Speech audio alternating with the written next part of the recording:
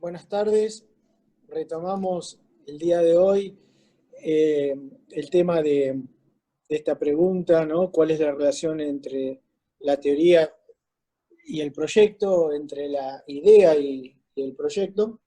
Y seguimos, tomamos como ejemplo el tema de la biblioteca. En la clase anterior pudimos leer el texto de La Biblioteca de Babel, del escritor Jorge Luis Borges, y en cierta manera nos está dando una pista entre su teoría general y su filosofía de cómo él entiende una biblioteca, y hasta se anima a ponerle geometría a esa gran idea. Y en cierta manera es eso lo que hace el arquitecto, tiene que comprender el tema, tiene que comprender cuál es el rol que ese tema está asignado a la historia de la cultura o en el tiempo presente, y cómo después la forma arquitectónica del espacio responde o potencia en cierta manera esa idea. Y nos gustaba entender, para llegar entre todos a entender esa relación entre la idea y el proyecto, un poco de dónde viene la historia de la biblioteca. Y en cierta manera, con la Biblioteca de Alejandría, podíamos entender que la Biblioteca de Alejandría era un centro donde juntaba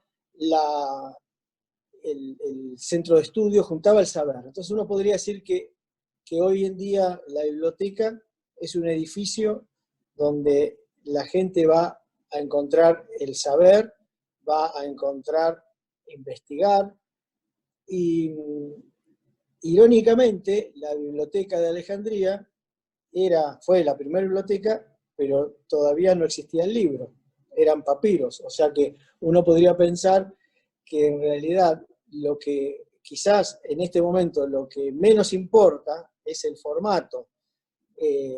Si el conocimiento está en papiro, si el conocimiento está en libros, si el conocimiento está grabado, si el conocimiento está en internet, en realidad lo importante del sentido de la biblioteca es justamente un lugar donde la gente vaya a recibir y a crear conocimiento. Y el otro tema, lo que fue antiguamente ese centro de estudio de todo el área del periodo griego, como la Biblioteca de Alejandría, que en realidad fue un lugar donde se centraba el conocimiento de todo el mundo, a partir de esos papiros que venían de todos lados y se traducían y se archivaban. Y lo mismo pasó en Seattle con el proyecto de la biblioteca de Culhas, en donde a partir de la construcción de este edificio, la ciudad empezó a tener otro rol. O sea, lo mismo que pasó en Alejandría hace 2000 millones de años, lo mismo lo podemos ver hoy, en la actualidad, en la zona de Seattle, ¿no? 2000 años, no 2000 millones, ¿no? Hace 2000 años de antigüedad. O sea, cómo este centro y este edificio nos puede generar ciudad y puede influir en esa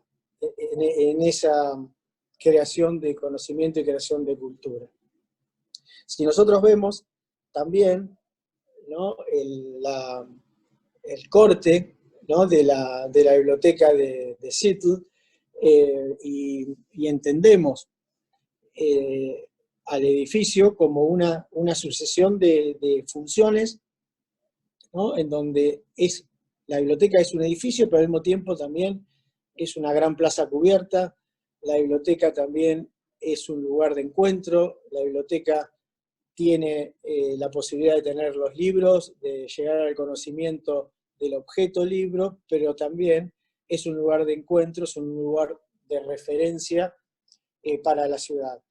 Y este concepto de programa, ¿no?, que está claramente esbozado un poco en el proyecto, y lo que se preguntan los autores es, bueno, ¿cómo debe ser hoy una biblioteca y cómo puede convivir el libro hoy en una época donde también está Internet, donde también hay otros formatos, donde está lo digital, donde está lo mediático, donde está el video, donde la palabra escrita convive con la palabra hablada, y en realidad el edificio tiene esa potencia, que es lo que vamos a ver un poco con los ejemplos de las bibliotecas acá en relación al concurso de la Biblioteca Nacional, la importancia del espacio urbano, la importancia de los espacios de encuentro.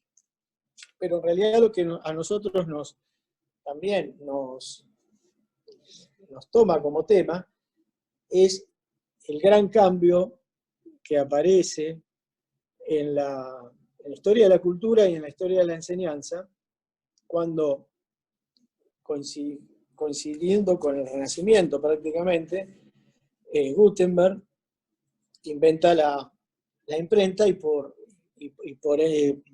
lo tanto aparece el libro tal cual lo conocemos hoy, ¿no? Hasta la época de Gutenberg, el conocimiento se daba a partir de esos papiros que los traducían los monjes, o los códices, que eran manuscritos que después se ensamblaban y se armaban como cuadernos.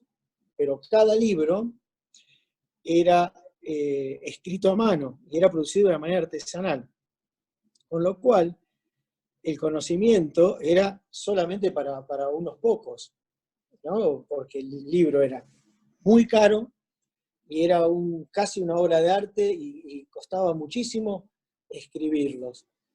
Y con un simple invento, ¿no? Como es la letra imprenta, la letra imprenta y la tipografía, aparece el libro, y aparece una revolución enorme en el conocimiento. O sea, el libro se empieza a poder producir industrialmente y empieza a poquito a ir distribuyéndose en el resto de la población. Ahora, acá es donde se inicia el concepto moderno de biblioteca, tal cual lo entendemos nosotros. Es el edificio para que este objeto nuevo, totalmente revolucionario, se empiece a distribuir de manera cada vez más masivamente. Y quizás el primer edificio de la historia que conocemos de biblioteca haya sido la famosa escalinata. Estamos en el Renacimiento, ¿no? Hacia fines de 1400, el famoso escalera de Miguel Ángel Buonarroti, para acceder a la biblioteca de la Laurenciana, que estaba al lado de un claustro. A partir de esto, el libro empieza a necesitar de espacios para que la mayor cantidad de gente pueda acceder a ese conocimiento. La otra transformación enorme del conocimiento a partir del libro fue la aparición de la enciclopedia, ¿no? La enciclopedia, con Diderot, aparece la idea de poder imprimir y distribuir masivamente, a partir del enciclopedismo, a partir de una serie de libros, de todo el conocimiento que estaba en la época. O sea que, parecido a lo que querían hacer los antiguos griegos en la Biblioteca de Alejandría, la enciclopedia toma todo el conocimiento, y aparecen de manera enorme y de una rapidez una serie de objetos que es el libro. Empiezan a aparecer libros de todo, libros de ciencia, libros de literatura, libros de filosofía, libros de cómo entender la mecánica, libros de arquitectura, tratados. Y la necesidad urgente de los países de generar esos edificios, esos lugares, que se van haciendo cada vez más masivos, para que todo ese conocimiento se concentre en un lugar, en un edificio, y que la mayor cantidad de gente pueda acceder a ese conocimiento. Se socializa a partir del libro, y luego a partir de las bibliotecas públicas, el conocimiento, ¿no? Y cada vez esto se va haciendo cada vez más masivo. si uno analiza el famoso dibujo de Boulez, con la entrada de luz cenital, empieza a competir el edificio de biblioteca con el edificio de la iglesia, ¿no? Empieza a ser algo sagrado, el conocimiento, que entra desde arriba, y nos gustaba marcar en el dibujo de Boulez las dos escalas que tiene que ver un poco con el cuento de Borges, ¿no? En la escala del bibliotecario, la escala del anaquel, que es de madera, ¿no? Y que cada piso tiene la altura de lo que una persona estirada puede tomar el libro, ¿no? Que después lo vamos a ver después en Kant, y la escala del edificio, la escala del monumento, que tiene que ver con lo que significa ese templo, ese palacio del conocimiento, como nuevo programa, ¿no?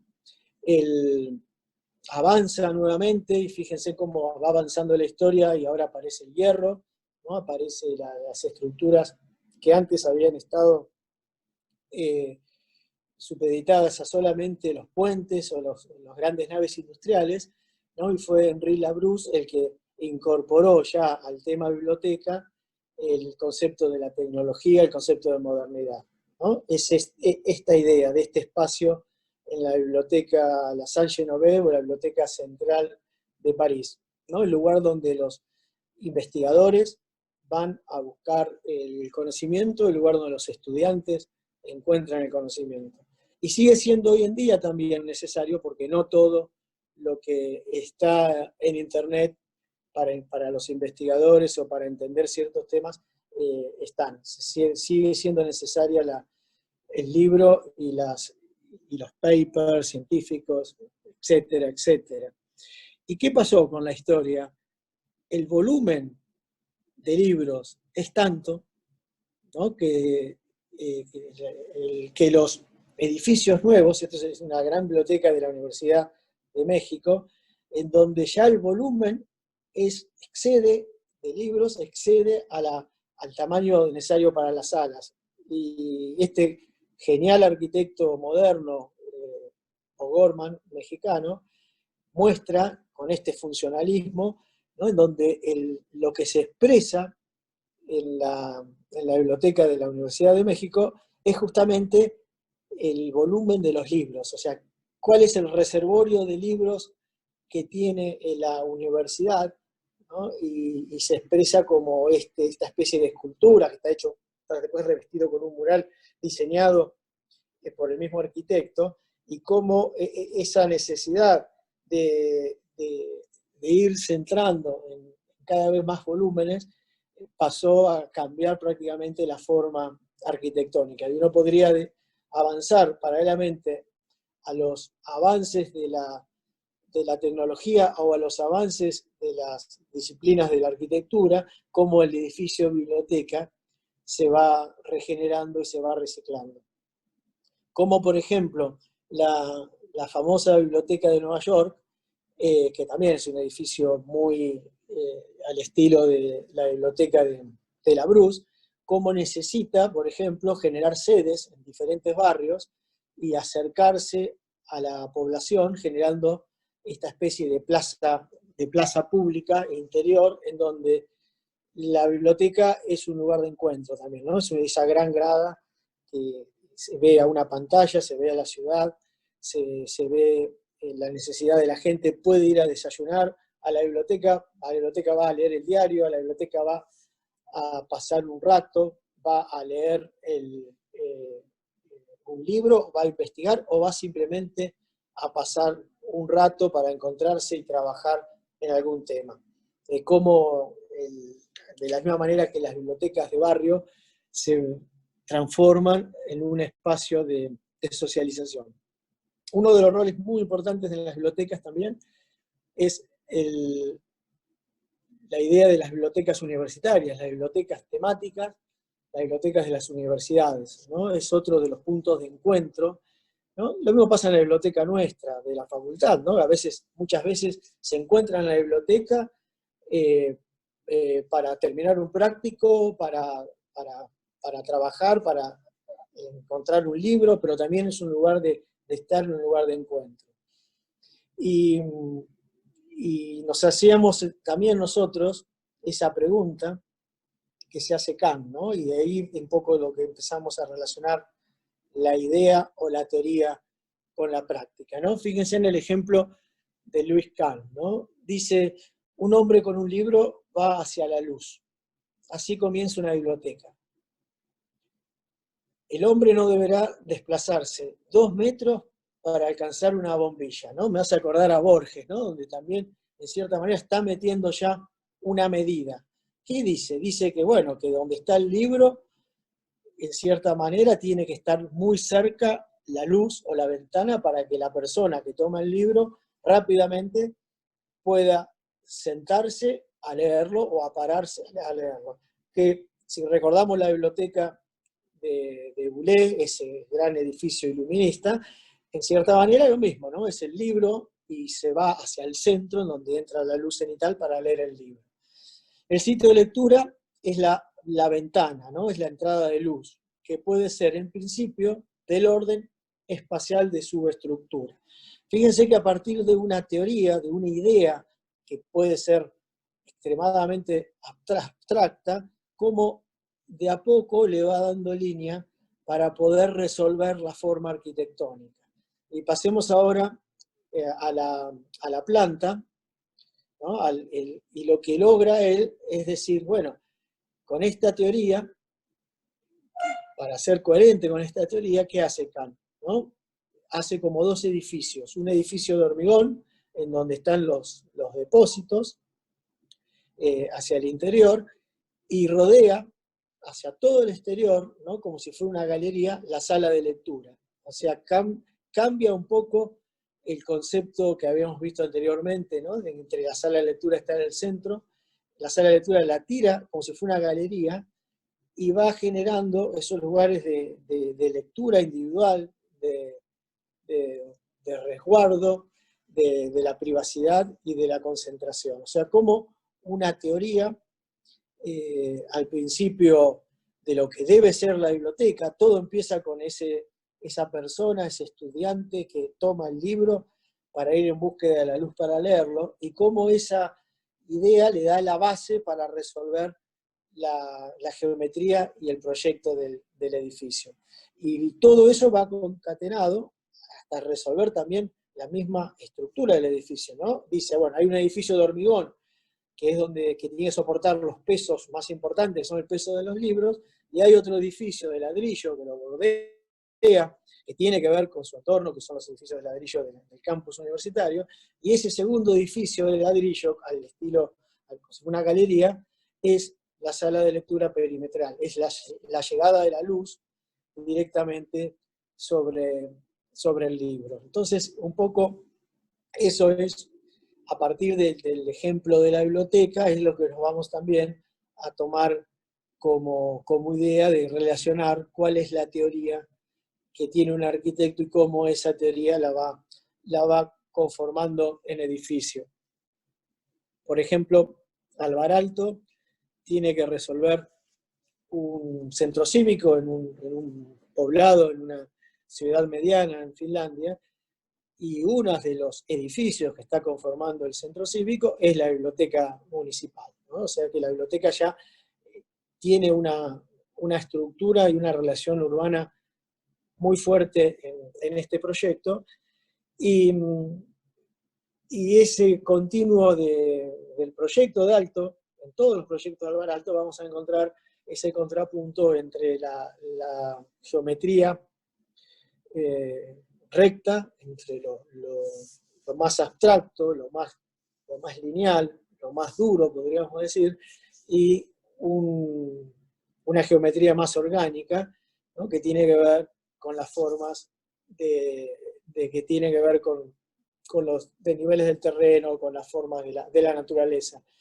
Y como parte, en su manera de proyectar, el tema, ¿no? Las áreas de la biblioteca que pueden sistematizarse, como ser las aulas, los laboratorios, los gabinetes de estudio, toman la línea recta, conforman la plaza de acceso, conforman el espacio urbano más geométrico, y la sala de lectura, ¿no? Toma la forma más libre, en donde resuelve ahí también esa misma relación que también que se pregunta Kant, ¿no? La relación directa del estudiante con el libro.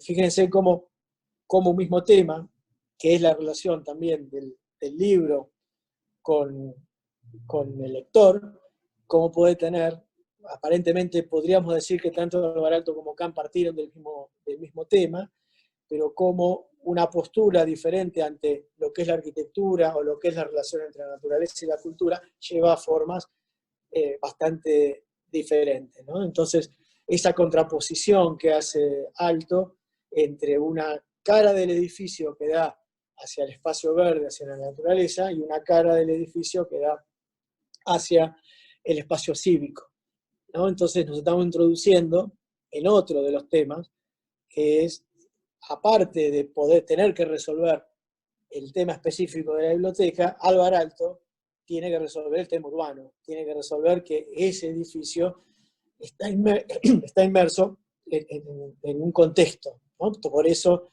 la idea de que una de las caras de ese edificio tiene esa geometría y conforma esa plaza cívica, y otra de las caras del edificio tiene esa forma más orgánica.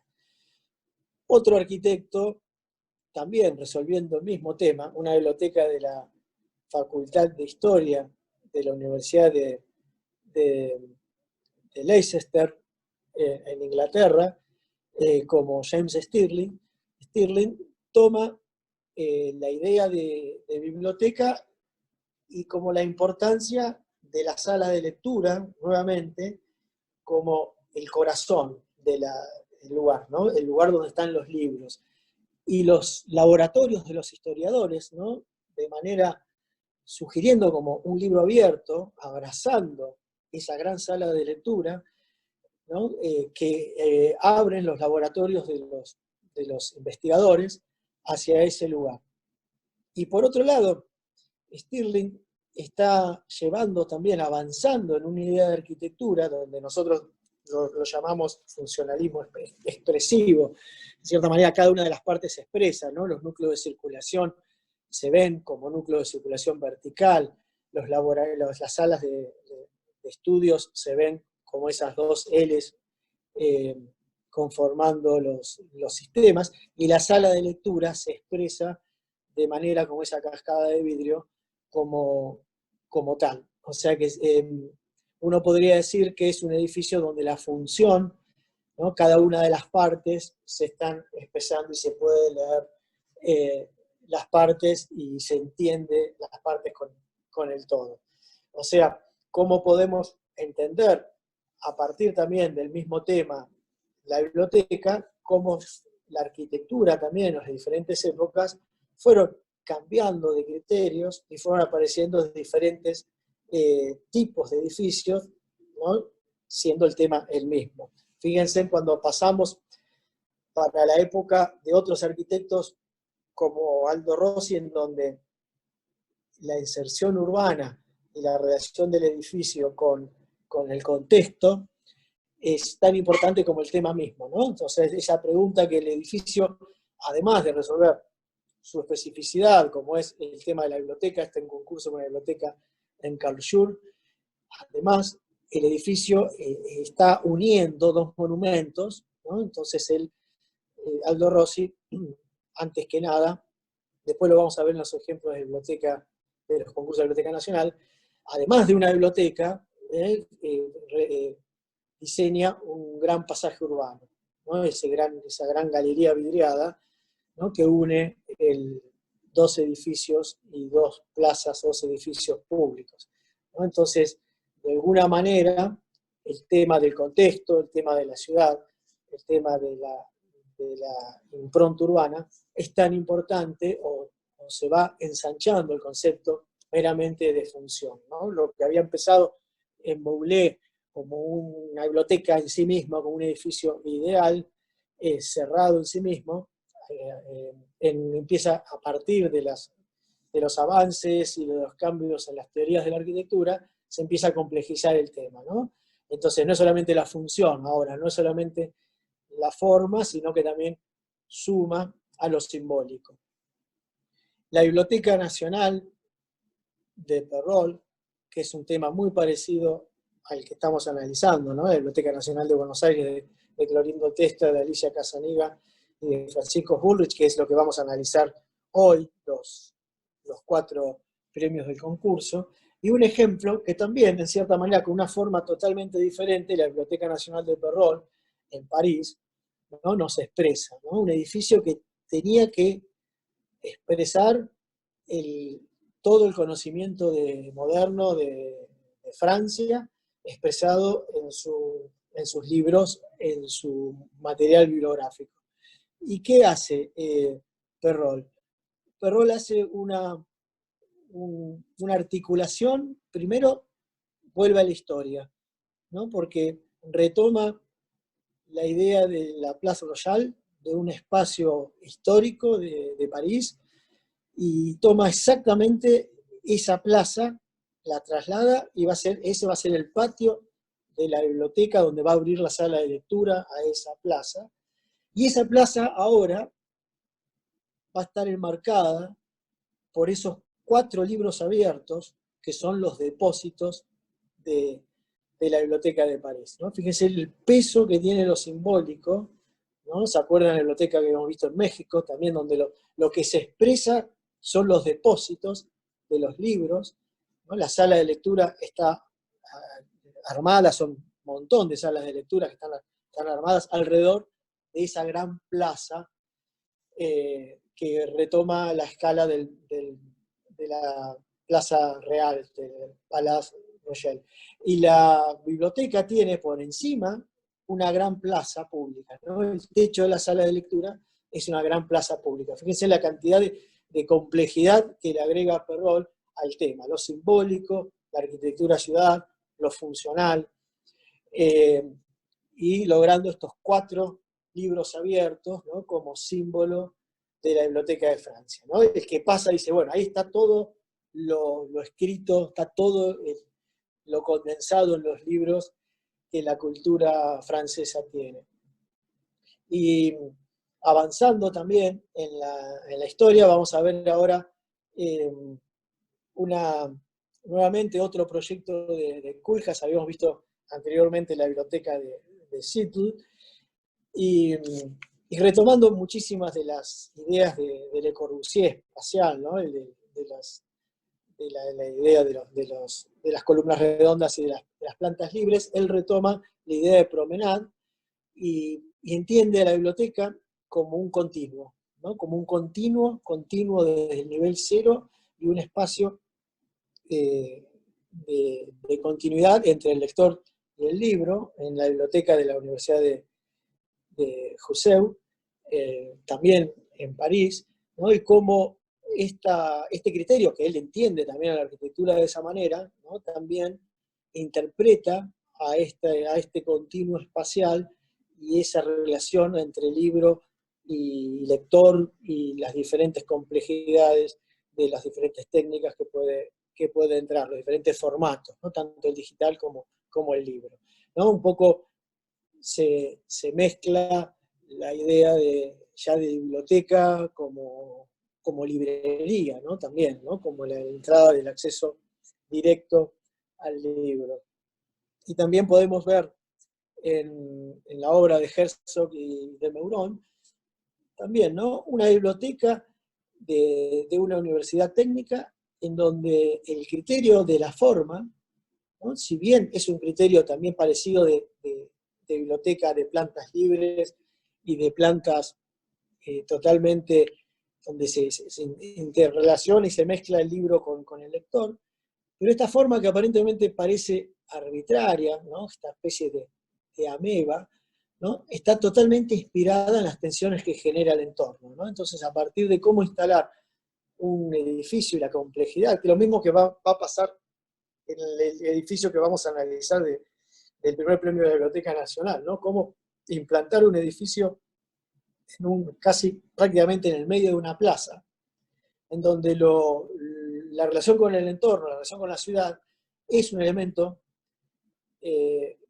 muy importante en la conformación de la forma urbana, ¿no? De esta manera los Herzog generan esa ameba, que esa ameba va generando esas plazas o esas ¿no? O esas tensiones, fíjense que ahí aparecen esas tensiones, esos cuartos o, o octavos de círculos, y a partir de esas tensiones que genera el entorno, generan la forma de la arquitectura, ¿no? Luego genera un montón de espacialidades interiores, la biblioteca es muy sencilla adentro, pero todo el entorno es el que le da esa forma.